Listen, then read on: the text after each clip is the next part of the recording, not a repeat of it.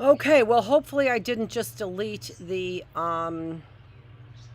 first Bookless Classroom, but I was recording it, so if I did delete it, I'll get it back again. I just got a bad signal, and then the bad signal went to another recording, which was a critical classroom recording, which I didn't need, and deleted it, and now I can't find my Bookless Classroom. So I'm sorry, I don't know. Sometimes those things happen, as we know, with our technology. So I'm going to continue here, although I'm sickened by the fact that I may have lost that, but I did record. Ugh. I don't know how it could have started recording something and then I delete the critical thinking classroom and a bookless classroom got deleted. I have no idea how that could have happened. But let's continue, shall we? So, what I wanted to read to you was a Napoleon Bonaparte speech that I have, and I probably should have gotten that in all this chaos and stuff like that, and I did not. I don't think I got it. I don't think I have it here, so I've got to go look and get that other book for Bonaparte's speech. But you can take a look at what we're covering here. A French military hero, he was very militant, who went to battle with numerous nations and conquered those nations, but ended up getting well, a pretty bad reputation. And although he was a military hero for France, he was really thought of as a tyrant by the rest of the world. He was one of the most famous military leaders in history. He was the emperor of twice for France and almost a third time via these coups. So France thought of him as a military hero, where the rest of us, the rest of the world, saw him as a tyrant, right? Okay, so let me go get his speech. I would like to go get his speech, which was his farewell speech. And I might have it right here. I actually think I do.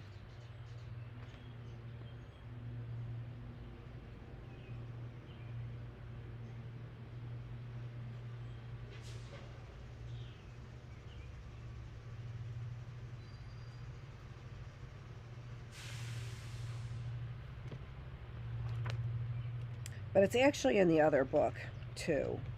They have a few of his speeches in this book, actually, more than one. So I know that his famous speech is in the other one.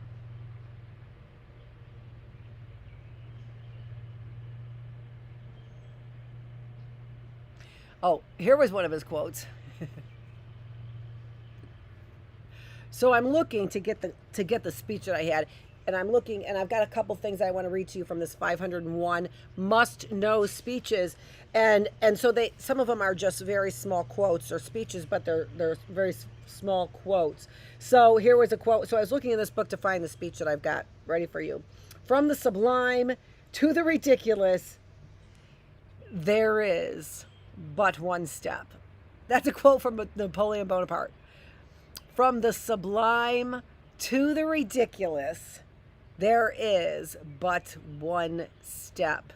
That's for you, Steve Bible or whatever your name is, who I called ridiculous the other day. You were ridiculous because you brought me from the sublime to the ridiculous in one step. Thank you, Napoleon Bonaparte, for that quote. And now let me get you the speech book that I had that I didn't grab.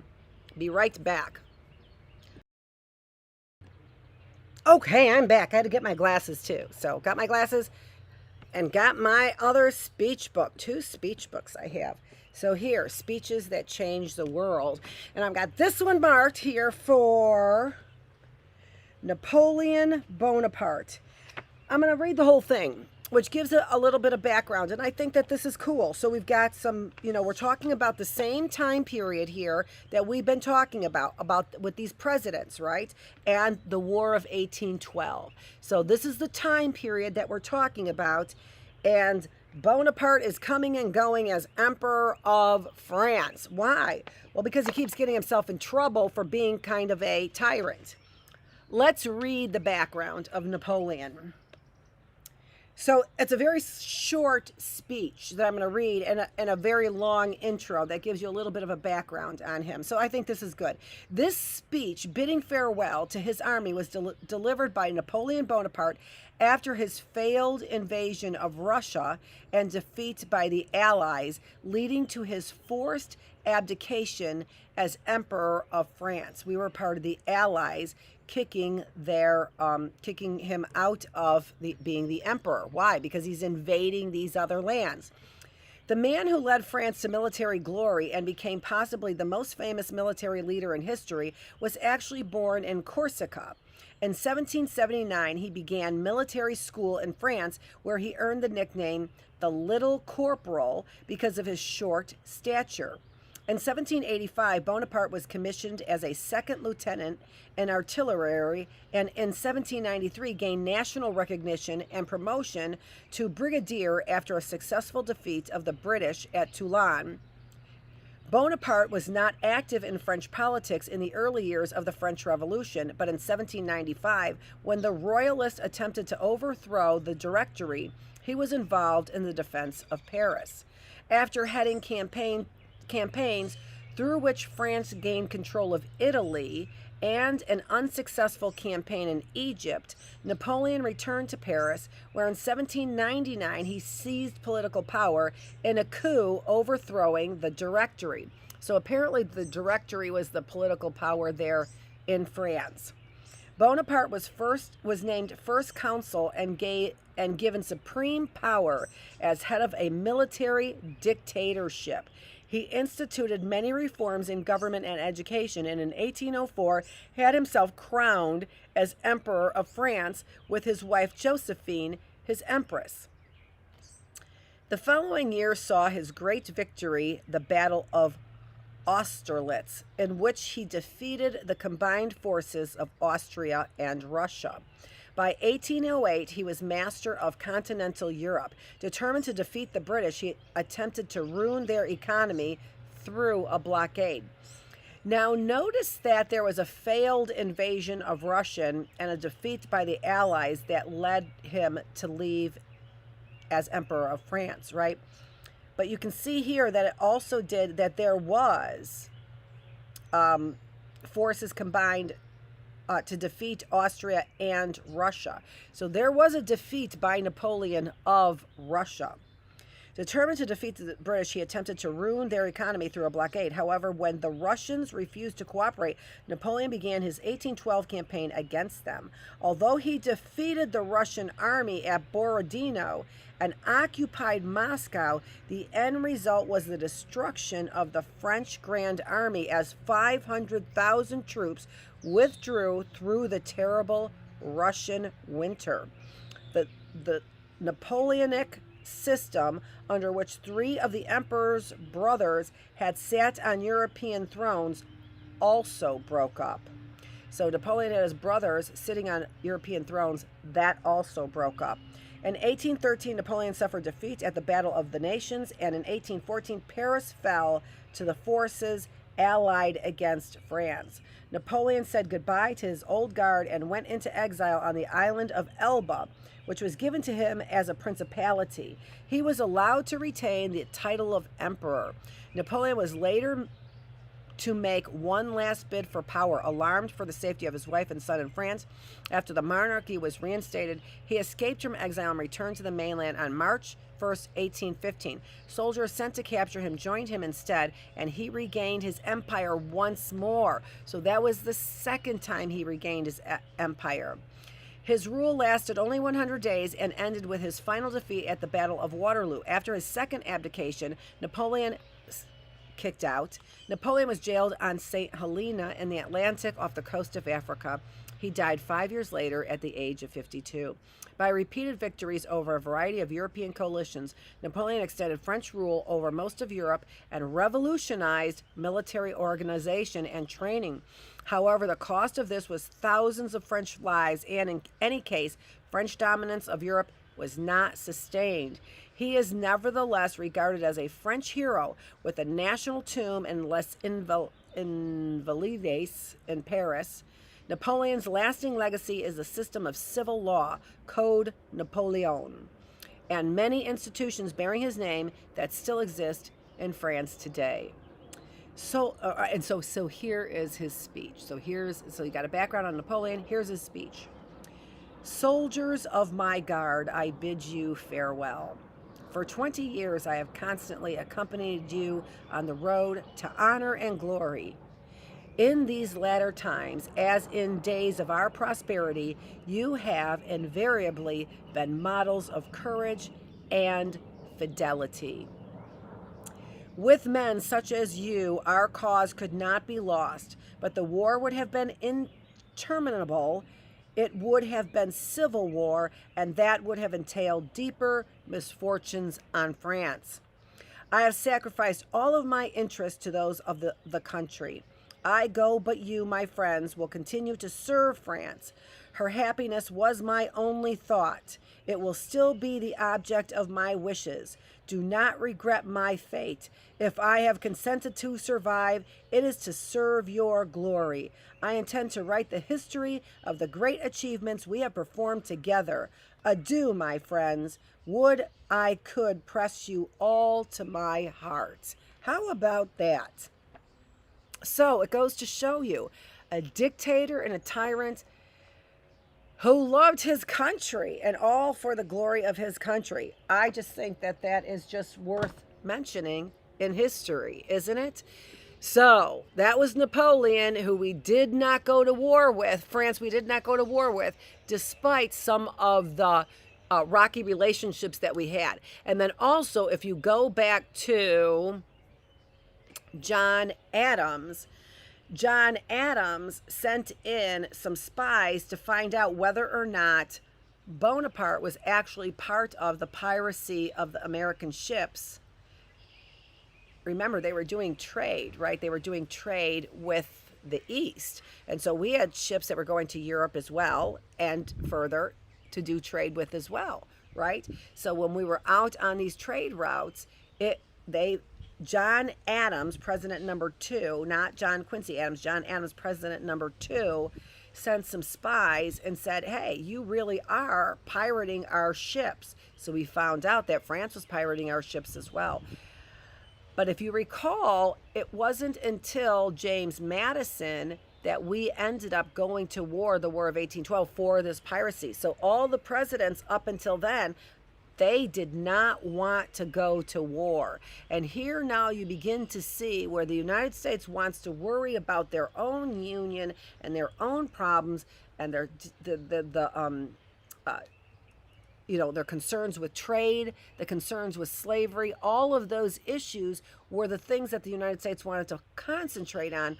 All of the presidents up until Madison had tried to avoid that war. But then Madison went to war for that cause. And it seems like, there were some outcomes that made it necessary for us to go to that war, right?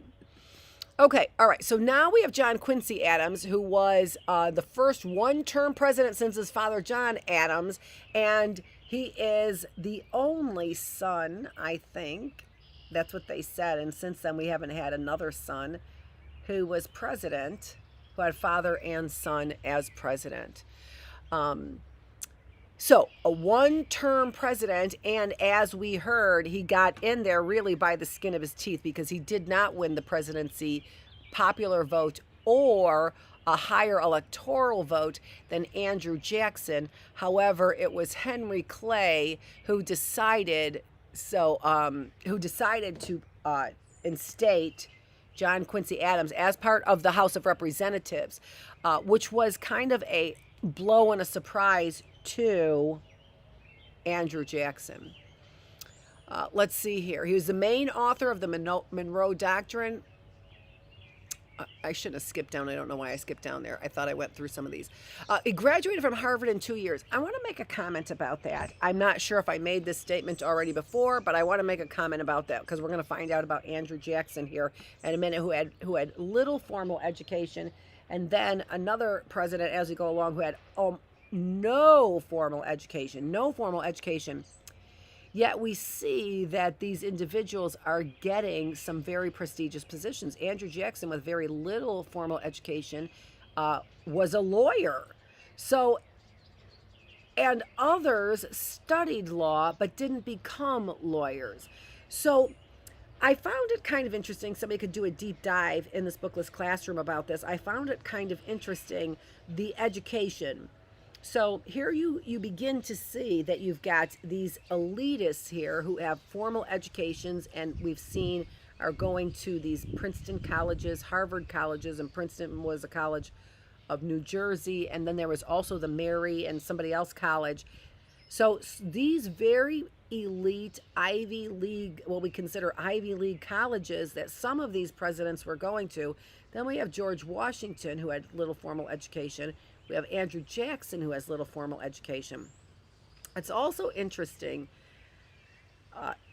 Then we have John Adams, we have George Washington, and we have John Quincy Adams, who are, and then Alexander Hamilton, who are really heavy. Although Washington was less heavy, Quincy Adams, a little less heavy than Hamilton, which we'll find out more about, was really for these a stronger central government, federal government. So we're going back and forth here all the time between, is there a federal bank, right? So we have a federal bank, and Andrew Jackson comes in and tries to and then a second national bank, and Andrew Jackson tries to destroy the national bank, saying that it's for the elites. So we're beginning to see how we're breaking off into different parties, but even those parties don't have clean lines as much as we see the beliefs that they have in federal rights, central government versus states' rights, state-led laws and government. And that's also what they believed about the national bank, that the states had their own banks, but that the federal government had no need for a bank, and that the states instead would fund federal government needs through the state bank. Okay, so all of that loaning and everything would all go through state banks with no national power. Now, I'm not an economist, and, to be honest, I can barely keep my finances together. It's not necessarily true. I do better than the average person, but certainly not even close to well above average on those things.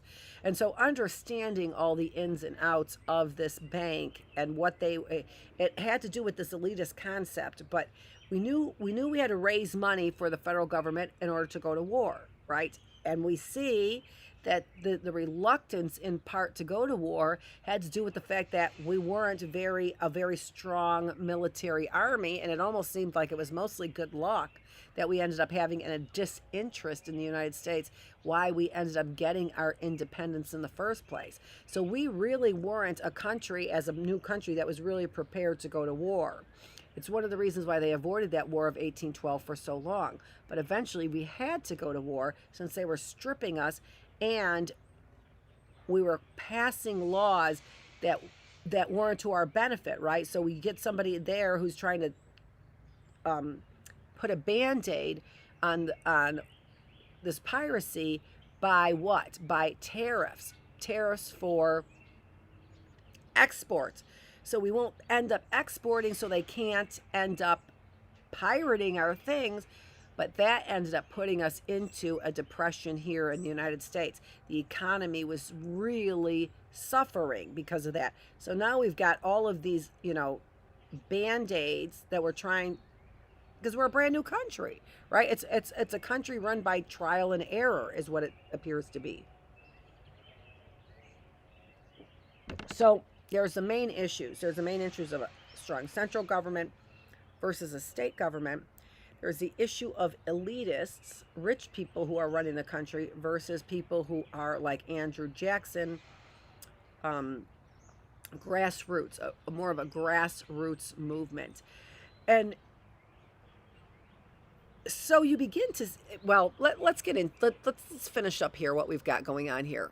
All right, and then the education, right? Am I a grassroots? Am I for the people? And states' rights. And then what do I do in my own behavior? Does my behavior reflect the things that I actually believe and stated, right? Okay, so one of the most qualified statesmen who held office looking to strengthen central government, controlling public land, and improving national transportation. Now, think about that, all right? If I want to give you public services, build a railroad, give us some national transportation, that costs money. For us to be able, think about that. For us to be able to build a national park, for us to be able to have Mount Rushmore, those things are funded by the federal government. So for us to be able to have that, the federal government has to have a way to collect money. So look at what John Quincy Adams is trying to provide. When we need interstates, those are the kind, and railroads, and services, those are the kinds of things that are paid for by and provided by the federal government. And if the state governments are only interested in states' needs, then they are not raising money that will bring all of the states, the union, together. So John Quincy Adams, had been Secretary of State and a diplomat for France, so a foreign ambassador in Europe for us, and spent most of his political life on foreign relationships. So that's the reason why he was one of the most qualified statesmen. And you could see that his interest would be in strengthening the United States of America, not Georgia, not Massachusetts, not Virginia. His interest would be strengthening the United States of America.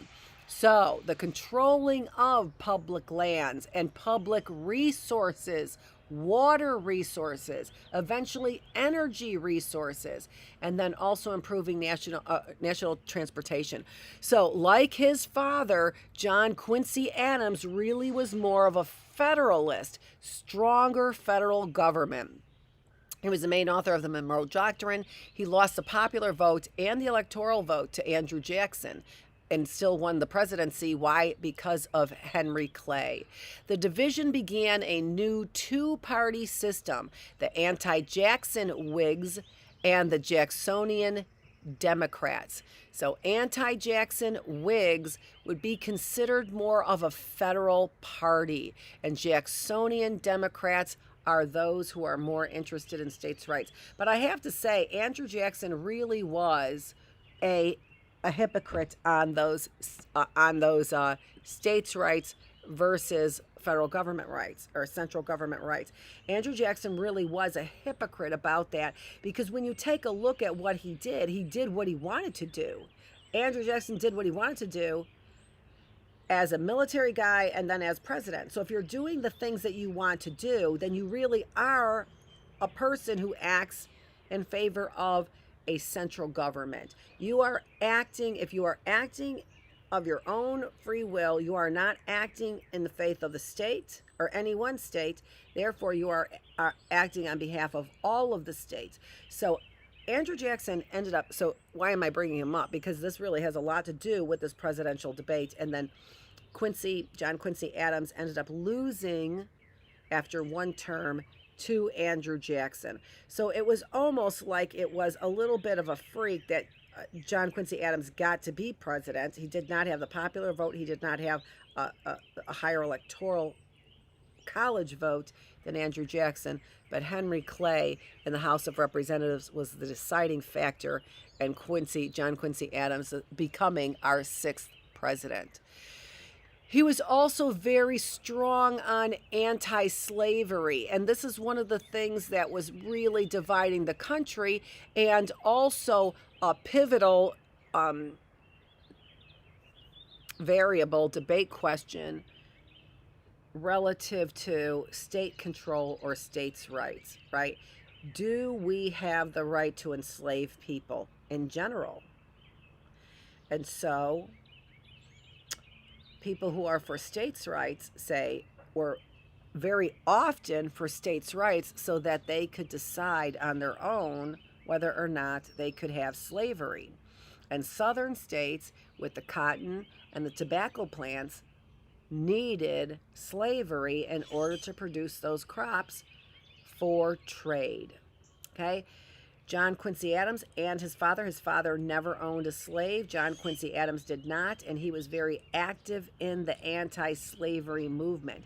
Individuals who had tended to be a federalist or more for a central government were less likely to be pro-slavery. Those individuals who were more for states' rights were more likely to be pro-slavery because it benefited the southern states so much. All right? And you could see now why voting would really be torn in this country. If I am getting money in my state because of the crops I'm producing, I might be pro-slavery, and I might tell the federal government, stay out of my business. This is what's going on. The federal government is supposed to ensure that all people have the right to life, liberty, and the pursuit of happiness. That's the federal government's job. If you are enslaving individuals, are they American citizens? Well, what? They had 1/5 votes? Is that what they had? I think. So 1/5 of American citizen? If you're 1/5 of an American citizen, how much do those laws apply to me then, right? So here's an ethical question where states have a self-interest in keeping slavery, and the federal government really is the leaders, the rulers that should be deciding that, right? So hopefully you're beginning to see this real quandary over state and federal rights, leadership, right to make laws, and why they might be divided based on self-interest. And I think that you begin to see, in a very human way, this self-interest play out. No matter what side you verbally say you're on, you see these self-interests begin to play out. Well, not begin, but a great example of a self-interest, from my perspective, is looking at Andrew Jackson. Okay. But we're not there yet. Okay, and then he actually died on the House floor of a stroke. So doing really, what it looked like he loved doing, and proclaiming all of those things that it looked like he loved proclaiming for the country that it seemed like he loved so very much. His wife was Louisa Catherine Adams. She was born in England and she was raised in France. She was the first lady to be born outside of the United States.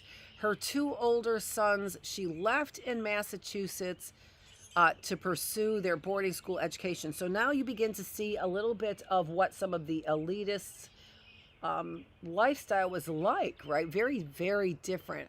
She lost 1 son as an infant. She traveled with her younger son. So left 2 of her older sons in Massachusetts. She lost 1 of her infant sons, and she traveled with her 2 younger sons. She also experienced numerous bouts of depression and was relatively sickly. I didn't put on the dates that the first ladies lived and died, and it probably would have been a good idea if I had done that, so we could sort of get an idea of how long the couple was together, right? Okay. Now we're moving on to Andrew Jackson. And I'm going to put this up there. It is 10:18, so we're out of time here for our Bookless Classroom. And since I come back here at around 10:30 for our Critical Thinking Classroom, and I have a few things to get ready for, I really do need to hop on out of here now. So we're just getting to Andrew Jackson, who is known to people here in the United States as Old Hickory, but known to the Indians in the territory as Sharp Knife. He is the president who is on our $20 bill. We will be back here on Tuesday to talk more about Andrew Jackson. We have a lot to say about him. As I've already said, he's an interesting character because he goes one side, right? States government, states rules, and then look at his quote here. Look at his quote right down there, just to go and show you. It is to be regretted that the rich and powerful too often end the acts of government to their own selfish purposes. And so I just think that you're going to end up seeing that Andrew Jackson is really good at contradicting that statement, really developing his own set of rules that serve his own selfish purpose and interest. We will come back here on Tuesday and finish up, talk about Andrew Jackson. Thanks for joining me. This has been the Bookless Classroom. I'm the teacher. Thanks for joining me in the classroom.